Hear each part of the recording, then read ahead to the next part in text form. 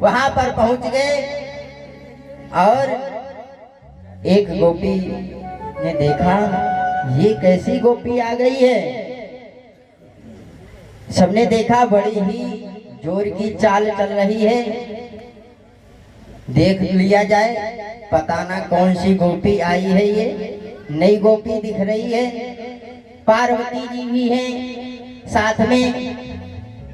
सोच रही हैं अगर इनकी पता चल गई है, भोले बाबा भी साथ में आए हैं तो समझो सब खेल खुल जाएगा।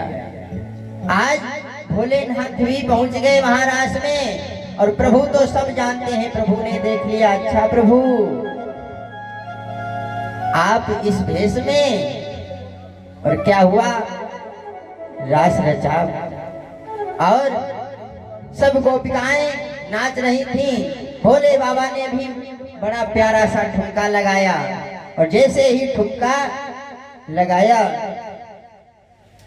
कि सर से खिसक गई जब सारी, दे हंस सब बोले तारी गोकुल में आ गए।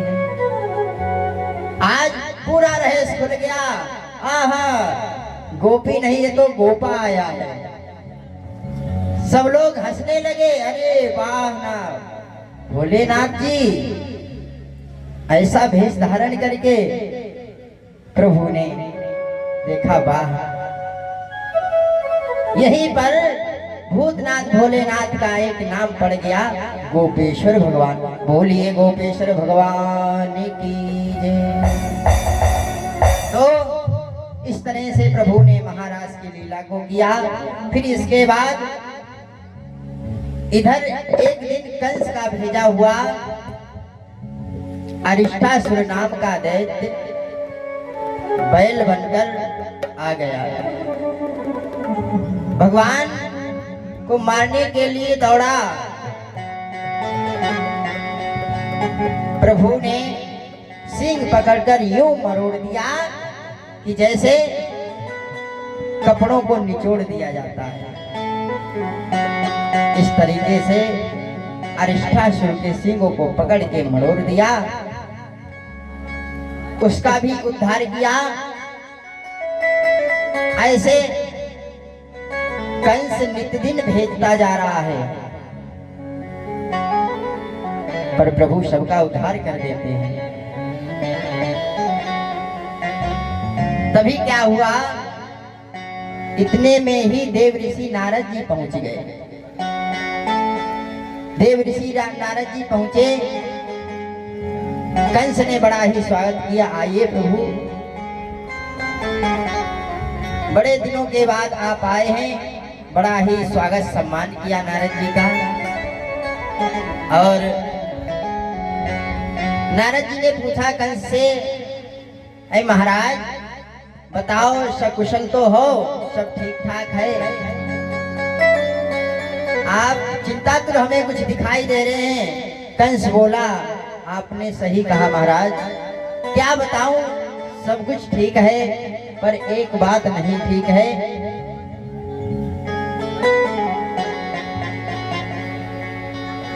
कि मेरा जो काल है वो समझ में ही नहीं आ रहा कहाँ है। उसे ढूंढ रहा हूँ। उसे मारने के लिए मैं अनेक बड़े बड़े पहलवानों को भी भेजता हूँ, और जितने भी सैनिक भेजे हैं, जिसको भी मैं भेजता हूँ, वो वापस लौट के ही नहीं आता है। अरिष्टासुर को भी भेजा, वो भी वापस नहीं आया। जो भी जाता है वो दोबारा लौट के ही नहीं आता है। नारद जी ने कहा,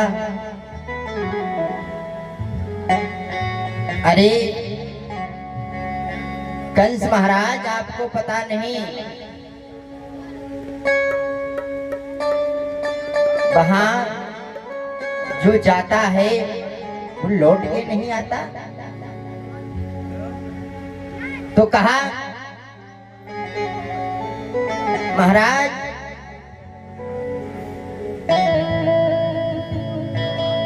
जो आपका काल है और आप अपने काल को ढूंढ रहे हैं और अभी तक आपने अपने काल को ही नहीं पहचान पाया और कहाँ जन्मा और कहाँ रह रहा है, और जो भी आप भेज रहे हो वो लौट के भी नहीं आ रहा है। तुम बिल्कुल मूर्ख हो। नारद जी ने कहा तुम्हारी समझ में नहीं आएगा, तुम्हें ये नहीं पता है वसुदेव का ही बेटा है जिसका नाम है कृष्ण। कंस कहने लगा उसका बेटा, उसके तो मैंने सारे बेटे मार दिए थे जो भी हुए। नारद जी ने कहा नहीं, आठवां जो पुत्र है, जो आठवां पुत्र हुआ था उसको लेकर के वसुदेव गोकुल में छोड़ आए थे, नंद बाबा के यहाँ छोड़ आए थे, और वहां कृष्ण और बलराम दो हैं, और जिनको भी भेजते हो आप वही लोग उनको वापस आने नहीं देते हैं। वही आपका काल है। अब तो कंस की धड़कन तेज हो गई। अच्छा, मैं समझ ही नहीं पाया। नारद जी ने कहा हाँ महाराज। इतना कहकर नारद जी ने कहा महाराज आपको शुभकामनाएं मुबारक हो। और इतना कह करके प्रभु नारद जी वहां से चल दिए। अब कंस मन में विचार करने लगा क्या किया जाए, क्या न किया जाए। कंस अब जो भी भोजन भी में देखे तो उसमें भी काला ही नजर आता है। बाहर भी जाता है गेट पे तो उधर भी काला ही नजर आता है, काला ही काला छा गया। अब तो कंस घबराने लगा, क्या किया जाए। मन में विचार करने लगा, सोचने लगा, और जो भी थे सबको बुलाया, केसी को भी बुलाया। केसी ने कहा महाराज एक मौका हमें और दे दो, मैं जाता हूँ और आपके काल को मार के आता हूँ। कंस ने कहा जाओ, तुम्हें भी एक मौका दिया जाता है, तुम भी जाओ। केसी भी गया घोड़े का रूप बना करके, और प्रभु ने उसका भी उद्धार किया, मुंह फाड़ दिया प्रभु ने उसका। बोलिए गोविंद भगवान की जय।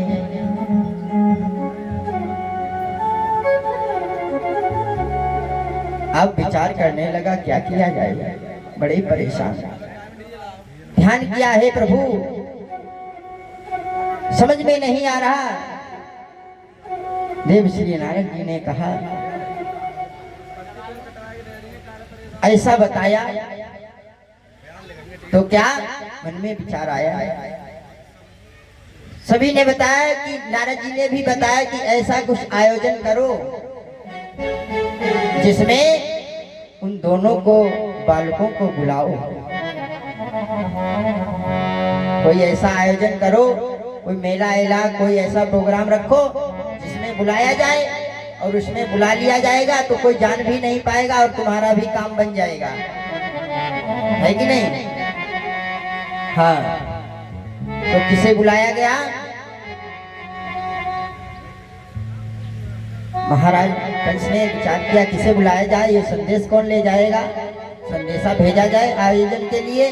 जब कोई कार्यक्रम होता है तो उसके लिए संदेशा भेजा जाता है। महाराज कंस ने बड़ा ही कार्यक्रम रखा, मेले का आयोजन किया, और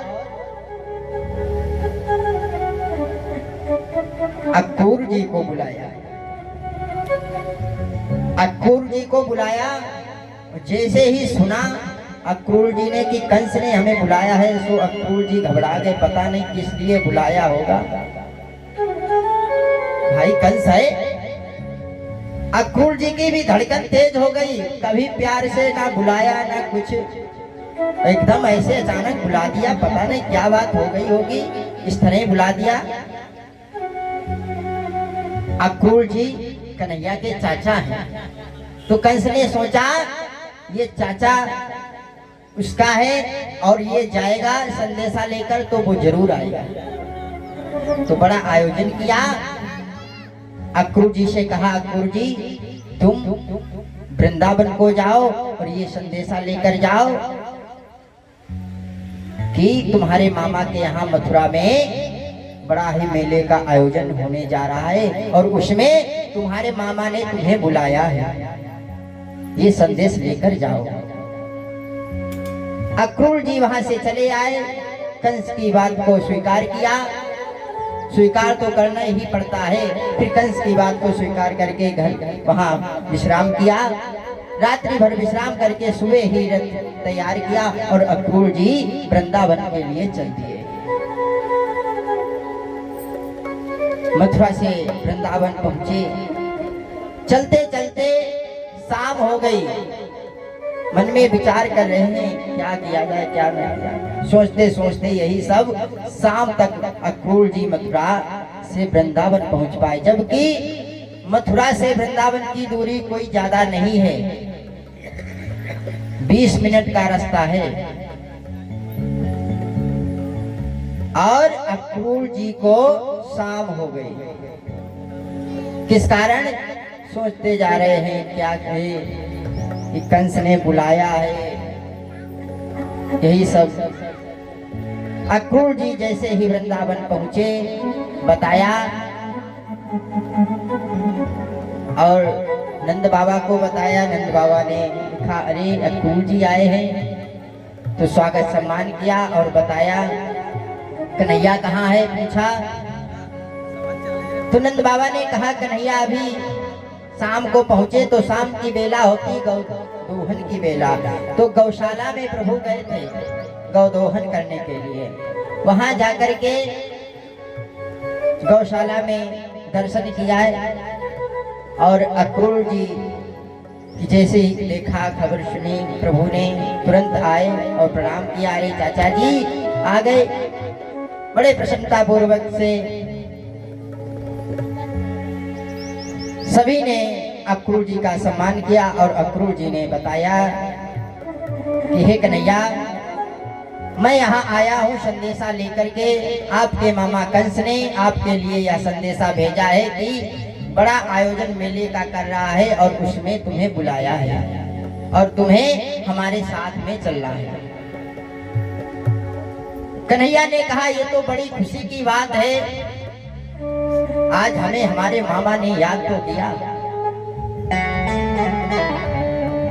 आज हमारे मामा ने हमें बुलाया है तो बड़ी सुंदर बात है और मेले का आयोजन किया तो मैं जरूर चलूंगा। तो अब तो बड़ी खुशी हो गई। कन्हैया उछल कूद के आहा हमारे मामा के यहाँ मथुरा में, मथुरा नरेश कंस के यहाँ बड़ा ही नाम बता दिया। पूरे ब्रज में ढिढोरा पिटवा दिया कि हमारे मामा के यहाँ बड़ा आयोजन होने जा रहा है और दुहाई लगवा दी कि जो भी मेला देखने को चलने वालों हो सो सुबह ही तैयार हो जाए मेरे साथ चलने के लिए। अब सबको बताया, सबको खुशी हुई। अरे हम भी कन्हैया के साथ बाल बाल सब तैयार करने लगे कि मैं भी कन्हैया के साथ जाऊंगा मथुरा में, वहाँ बड़ा मेला है। जब मेले की बात बच्चे सुनते हैं तब बड़े खुशी हो जाते हैं कि आज मेला देखने को जाएंगे। तो सबसे घर में चाचा ताऊ से पैसे मांगते हैं मेला देखने के लिए कि मैं मेला देखने जाऊंगा। तो आज कन्हैया बड़े प्रसन्न हैं, खुशी हैं कि मामा कंस ने हमें बुलाया है, मेला का आयोजन है और मैं मेला देखने जरूर जाऊंगा। सुबह हुई, रथ तैयार किया। ब्रजवासियों को, इधर गोपिकाओं को भी पता कि अरे मैं भी चलूंगा। अक्रूर जी ने कहा कि हाँ ठीक। सुबह हुआ, रथ तैयार किया, सभी ब्रजवासी आ गए। कन्हैया मैं भी साथ में चलूंगा। सब तैयार हो गए और गोपिकाएं जो थी रथ फेर के खड़ी हो गई कि कन्हैया कहाँ जा रहा है। कन्हैया से पूछने लगी, प्रभु आप कहाँ जा रहे हैं? और अक्रूर से कहने, अरे अक्रूर चाचा आप कहाँ लिए जा रहे हो कन्हैया को? आज इस तरह से रथ को रोका, प्रभु ने समझाया, ऐ गोपियों मैं आज जा रहा हूं और परसों आ जाऊंगा। इतना समझा बुझा करके प्रभु आगे बढ़े और यमुना के किनारे ही पहुंचे तो अक्रूर जी ने वहां पर रथ को रोक दिया और यमुना जी में स्नान की। तो जो रथ में प्रभु बलराम जो दोनों बाहर बैठे थे रथ में, जैसे ही अक्रूर चाचा ने उसमें डुबकी लगाई तो वही दृश्य अंदर भी दिखाई दे। फिर बाहर आकर देखे, अरे ये क्या? कन्हैया समझ गए, हे कन्हैया तुम्हारी लीला अपरंपार है, तुम धन्य हो, तुम भगवान हो। मुझे साक्षात दर्शन में धन्य हो गया। जिसकी महिमा संत जन जिसकी आराधना करते हैं उन्हें भी नहीं दर्शन हो पाते हैं, आज तो हमें साक्षात दर्शन हो गए प्रभु। मैं तो धन्य हो गया और मेरे साथ प्रभु साथ में चल रहे हैं और मुझे लेने आए हैं, इतना मैं भाग्यशाली हूँ। अक्रूर जी बड़े प्रसन्न, प्रभु का दर्शन हो रहा। इतना सब कुछ करके आगे बढ़े, मथुरा के निकट पहुंचे और प्रभु ने सोचा मामा के यहाँ चल रहे हैं, अब क्या किया जाए? कपड़े वपड़े भी अच्छे होने चाहिए, पहली बार मामा के यहाँ जा रहे हैं तो कपड़े भी ठीक ठाक होने चाहिए। तो एक रजक नाम का धोबी मिला, उससे कहा प्रभु ने, और गोपाल भी साथ में, उन्होंने कहा भैया हमें आप वस्त्र दे देते तो अच्छा रहता, मथुरा यहीं जा रहे हैं मामा के यहाँ। धोबी अकड़ा के बोलने का है, तुम कहाँ ब्रजवासी, गैया चराने वाले, गोबर में लिपटने वाले, मैं अपने वस्त्र तुमको दे दूं? इतने अच्छे मेरे साफ सुथरे वस्त्र, कीमती वस्त्र मैं नहीं दूंगा तुम्हें। अब तो ऐसी बात कह दी उस धोबी ने, तो प्रभु को ये बात अच्छी नहीं लगी। गोपाल कहने लगे कन्हैया बताओ, ये तो वस्त्र के लिए मना कर रहा है, ये तो वस्त्र देगा नहीं, अब क्या करोगे? प्रभु ने कहा चिंता मत करो। तो प्रभु ने क्या कहा, एक थप्पड़ मारा दुष्ट धोबी के, तो क्या हुआ? धड़ाम से वह धोबी नजर गिर गया और 2 उंगलियां प्रभु की काम कर दी तलवार की तरह। वहां पर रजक का भी उद्धार किया। बोलिए गोविंद भगवान की जय। अब तो गोपीवाल वाल सब कहने लगे प्रभु अब तो कपड़ा मिल गए, अब तो इसका कल्याण हो गया, अब जो भी मन चाहे जो भी चाहो छाट बीन लो, जो इच्छा हो सो पहनो। तुरंत सभी ने पटोरी को खोला और बढ़िया से बगलबंदी इत्यादि सब कुछ थे, ब्रजवासी जैसे कपड़े होते हैं, सब उनको धारण करा दिए और सबने धारण किए। अब तो वहां तो छोटे छोटे हैं सब, अब ऐसे पहन लिए कपड़े, पूरी रास्ता साफ करते हुए जा रहे हैं।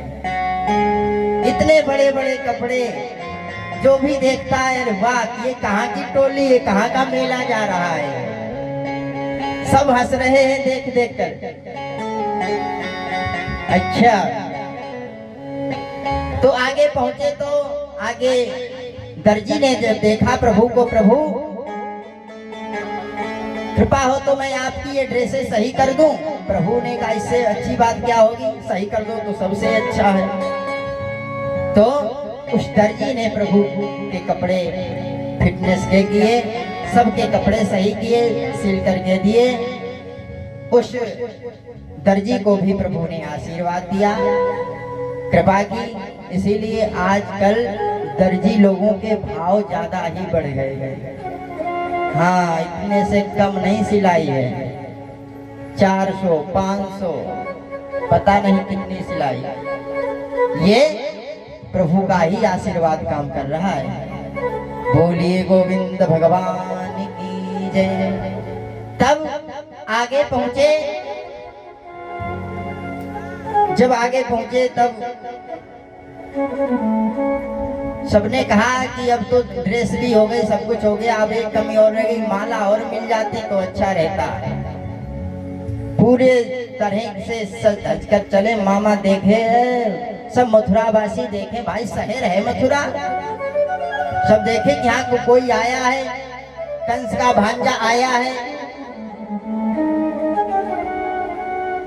ऐसे तो सबने कहा कि माला और मिल जाती तो और अच्छी ड्रेस का रौनक हो जाता है, तो ठीक है। तो आगे बढ़े, माली मिला, तो माली ने अपनी माला जो थी वो प्रदान की प्रभु को, माली को भी आशीर्वाद दिया।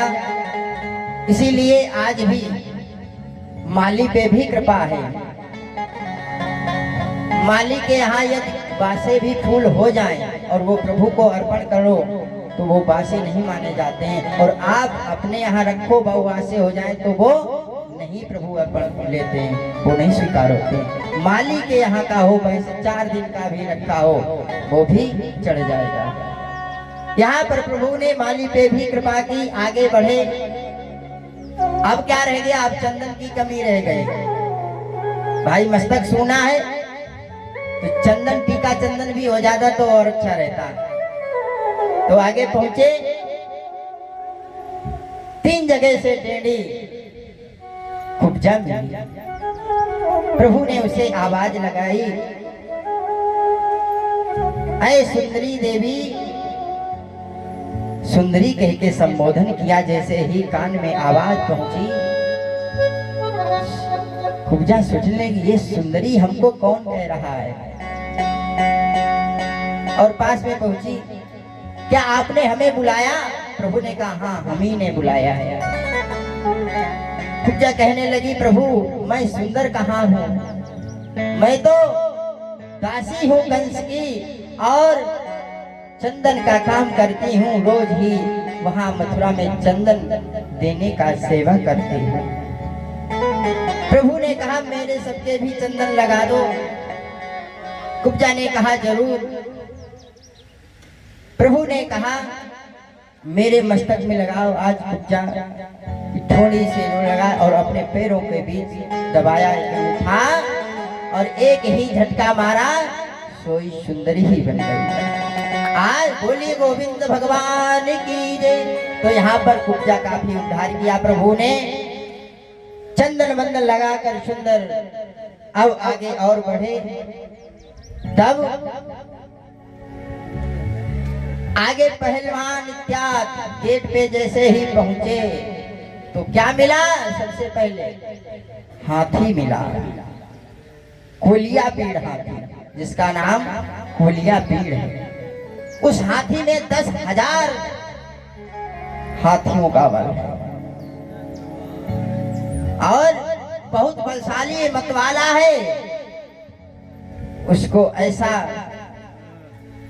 नशा चढ़ाया है कि जो भी उससे लड़ेगा वो तुरंत ही गिर जाएगा। प्रभु ने उससे भी युद्ध किया और उसके दांतों को उखाड़ लिया। कृष्ण और बलराम ने दोनों दांतों को रख लिया कंधे पे और आगे ही पहुंचे। जैसे ही देखा मथुरा में दरबार लगा कंस का, अरे वाह, सिंह रखे हुए कंधों पे जा रहे हैं, उसका भी उद्धार किया। बोलिए गोविंद भगवान की जय। अब आगे एक कुश्ती का अखाड़ा है। वहां आदेश दिया कि इन पहलवानों से पहले लड़ना होगा। उन पहलवानों से भी कुश्ती हुई। अधिक देर तक जब कुश्ती होती रही, प्रभु ने कहा क्या किया जाए, अब ज्यादा ही समय ना लगाया जाए। और प्रभु ने उनको भी पछाड़ दिया कुश्ती में। अब तो कंस घबराने लगा। सबने बहुत कुछ कहा। युद्ध हुआ, मल्लानि नाम ऋषि नरात्रकूला, उन पहलवानों को पछाड़ दिया। अब कौन रह गया? और जो भी आगे मिले उनको भी प्रभु ने पछाड़ा। अब तो कंस की बारी आ गई। फिर एक आगे और बढ़े, एक समाधान और हो जाए बस। क्या है? एक धनुष था, उसका भी जो परशुराम का दिया हुआ था, और उसका बताया जो इस धनुष को तोड़ देगा समझना फिर उससे अब बचने वाले आप नहीं हैं। प्रभु ने उस धनुष के भी टुकड़े कर दिए और आगे बढ़े। अब तो कंस को मालूम हो गया, सैनिकों ने बता दिया, अरे प्रभु जो दो बालक आए हैं उन्होंने उस धनुष को भी दो टुकड़े खंडन कर दिए। अब तो कंस की धड़कन तेज हो गई, अब तो मैं बचूंगा नहीं।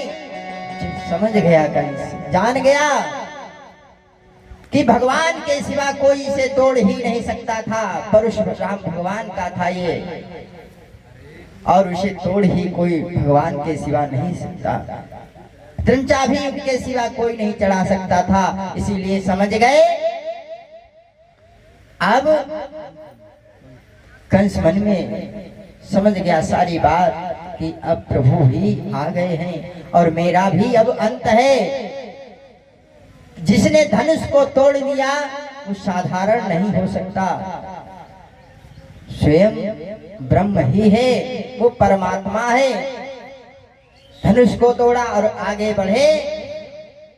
एक ही छलांग मारी प्रभु ने और सिंहासन के पास पहुंच गए कंस के, और कंस के केसों को पकड़ लिया और कहने लगे, प्रभु अरे कंस मामा याद करो, ऐसे ही तुमने मेरी माँ के केसों को पकड़ा था।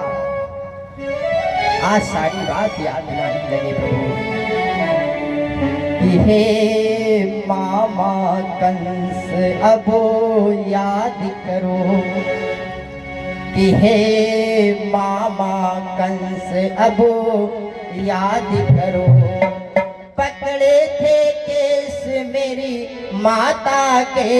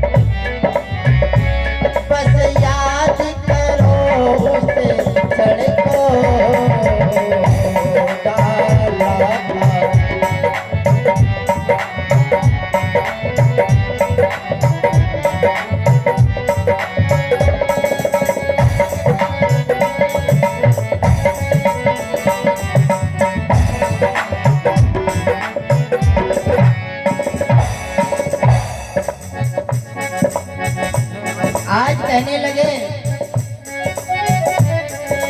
अरे मामा तुमने बहुत ही कष्ट दिया मेरे माता पिता को, उनको जेल में डाल दिया और केस पकड़ के अब समय आ गया तेरा है, अब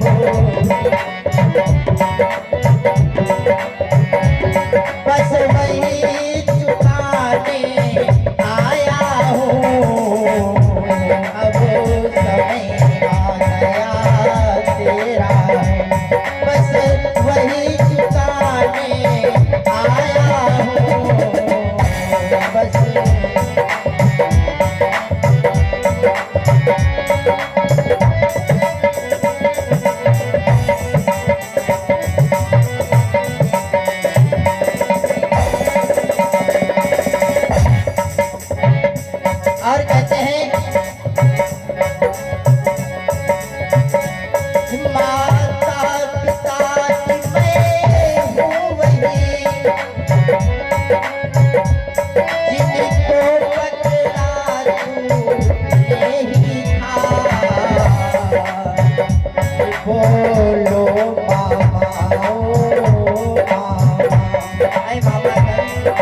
प्रयोग क्या किया